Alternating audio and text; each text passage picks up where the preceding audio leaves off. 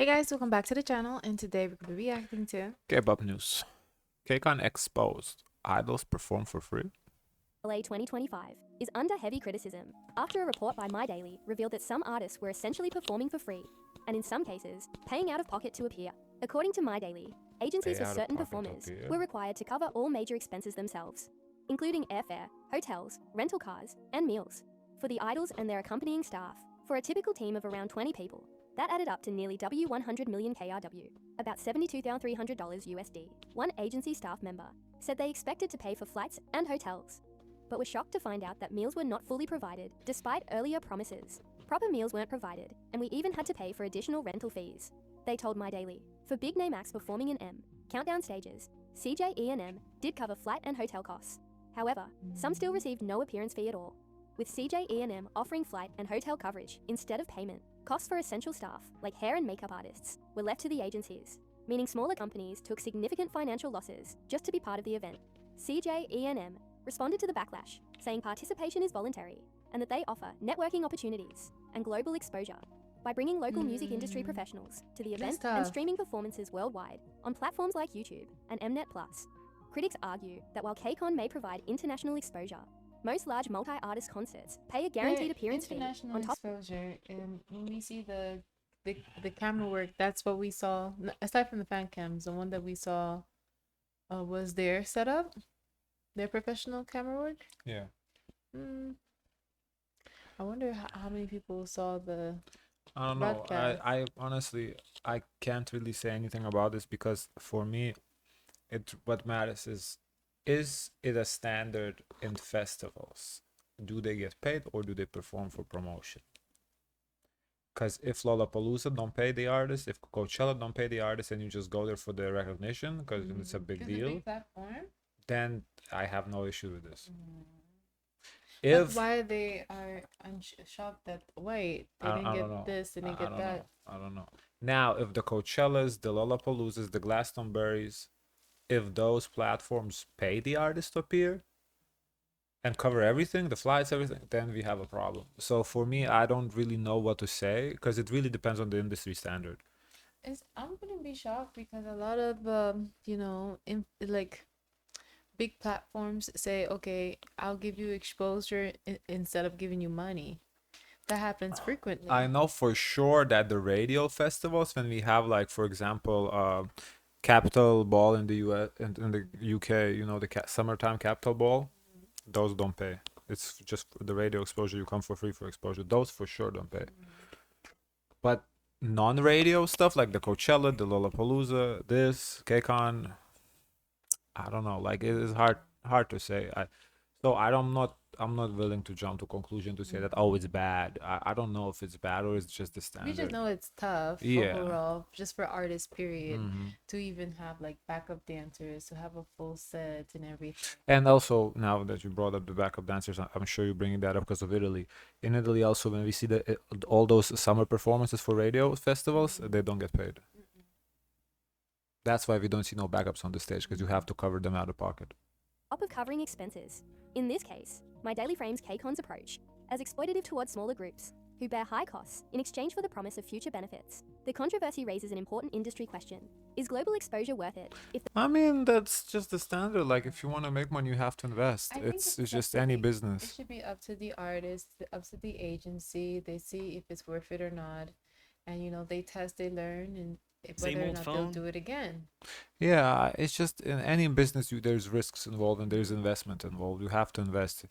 You gotta have money to make money, basically. So if I don't know, like, if the standard is that you get paid for these festivals, then yeah, it's a little unfair. ENHYPEN Manager caught hitting Sasaeng fan at airport. Netizen divided. ENHYPEN just wrapped up their schedules we in haven't. Japan, and we're at the airport heading out. We saw like other, not ENHYPEN. One member was getting his passport and flight info checked, but then things took a turn. A manager suddenly moved behind the idol, and according to fans who were there, hit a Sasaeng fan who was blocking the way. And yes, it was we've seen where the guy with zero base one, the guy flinched, but we didn't see the actual punch where they said, oh, he punched. This is different frame. Now, the internet split into two camps over it. On one side, people are saying but I don't once again, doesn't matter if the person was in I don't see like the actual hit. Well, they can't show you the hit Well, because I need to see it. no, but they can't show you the actual hit because it's gonna violate terms of service. Well, how can I say it when I see someone slaps you with a newspaper? Well, that's not a big No deal. wrong. You don't hit people. Some are even calling for lawsuits. So entertainment companies stop using force in situations like this. Others criticize the way managers allegedly target young female fans, or pointed out that Because the idol young himself female fans are most likely the Sasaengs. It's always young female fans. Or old female fans. just stood there without Female reacting. fans, period. On the flip side, you've got people going, okay, but Sasaengs aren't normal fans. They're pointing out that these individuals follow idols everywhere, block their movement, and invade their personal space.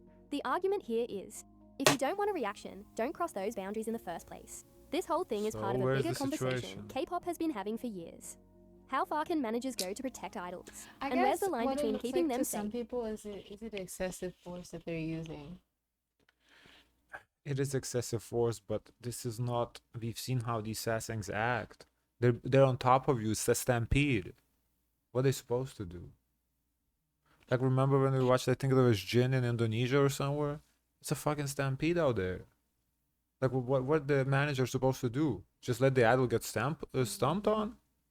Well, Oh. there's several things that they can do. They can have like a more of a clearance of space because it seems like the distance between them and the Sasaengs is quite close. I agree, but So the if there Sasaengs was, don't like- respect. No, there's no concept of personal space apparently. Yeah, but if there was like, what do you call those things? Those Railings? those railings, where they walk a path line to their destination and they're behind the ropes. Right, They yeah. should be a little bit more secure. I think to start it off, how about we just don't announce when these people are in the airport? How about that? Why don't we just start with that? Well, there's leaks. It's not leaks, they announce it on purpose. It's just stupid. But anyway, I don't blame the manager. But it was like a dad almost. He took like a folded, Yeah, took a newspaper, newspaper, slapped someone with a newspaper. Big like a deal. fly. Move on. Hmm. Red Velvet. Yeri reveals SM Entertainment trainee spine clinic story. Fans outraged. What's this? For trainees, sparks backlash after Yeri's story. So, what started as a lighthearted, funny memory from Red Velvet's Yeri has turned into a heated debate about the extreme things K-pop trainees go through. In a recent episode of Yeri's Club on YouTube, Yeri opened up about something unusual from her SM Entertainment trainee days. Being sent to a spine clinic to help her grow taller. Yeah, you heard Oh, that right. A that's spine clinic. interesting. Yeri recalled that back then, she often got in trouble Maybe- for sneaking food. If she had a chance to step outside the company building, she'd grab something to eat with the other trainees.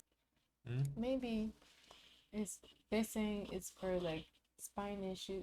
I'm thinking like a chiropractor, like To stretch the spine. to adjust, maybe to fix posture.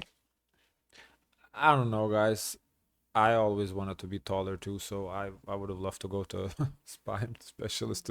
Obviously, shit doesn't work, but it's Well, just no, this is for just to fix your posture. no posture. Yes, but it's to like make yourself taller. I That's don't. not possible. Well, that's what she's alluding to. So obviously, I'm sure most people would love to be taller than they are. It's just so to me, this is not like there's like used to say like hang on a bar so the gravity extends your spine so you grow taller. Theoretically, that might work. I don't know. So I'm sure what the people did is something similar to kind of like extend your spine. So I don't know. This is not that big of a deal. But apparently, part of their height improvement plan involved sending them to these clinics. Yeri said, to help us get taller, they'd send us to places like spine clinics. One time, I ordered pizza with the other trainees there. I still don't know how we got caught, but we did.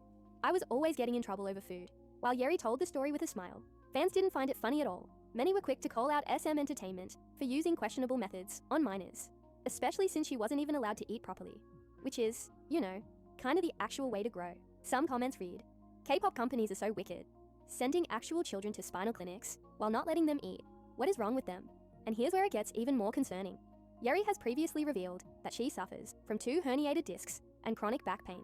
Now, fans are starting to connect the dots, wondering if these height treatments I don't think so. I mean, it depends what the spine clinics do, as you said, but I don't think it's that.